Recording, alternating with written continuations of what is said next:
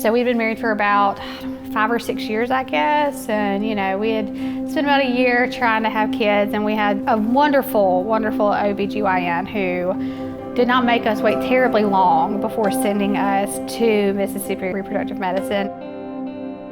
Certainly intimidating when you first get in there and you really don't know what to expect, and they do a really good job of kind of walking you through it and teaching you along the way. We did a couple of procedures with Camille, go and do it, a couple procedures, and then having the surgery and it not working, you just felt like, what's it gonna take to make this happen? We still had another option with IVF, but obviously everybody wants this journey to be super easy, but for a lot of people it's not. When we first came in there, it was just like, okay, there's always the next step. I think that we were constantly doing something about it and moving forward. That helped me, like I wasn't as stressed anymore. That was really encouraging.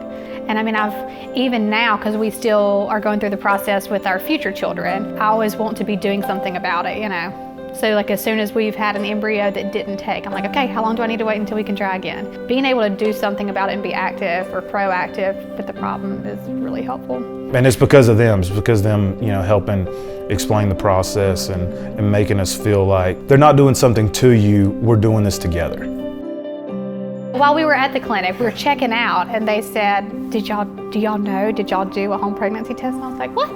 So we went straight from there to the pharmacy next door, grabbed a test, found out. I think we both probably cried, It's not always a straight up ride to get there, but there are bumps in the road, and getting that call, like we talked about, was one of the best calls of my life for sure. We have twin 2-year-olds, Jack and Dayton. They've changed our lives so much for the better. The journey to get there wasn't what we thought it would be. It's hard to call them down times now when you look back on it, because at the end of the day, you look at those 2 little boys and you don't really think about it.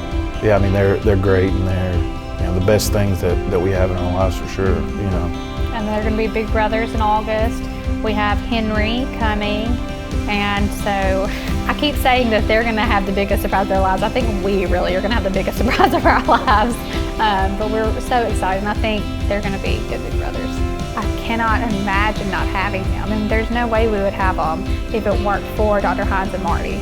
From the front desk to the nurses, it feels like that they're on the journey with you. They're really rooting for you and pulling for you, and because it's tough. It's a conversation that you don't want to have with everybody. Finding a doctor or finding a place like Mississippi Reproductive Medicine that will go through that with you and be there when it does get tough is super important in the process, and I don't think we would have found that anywhere else.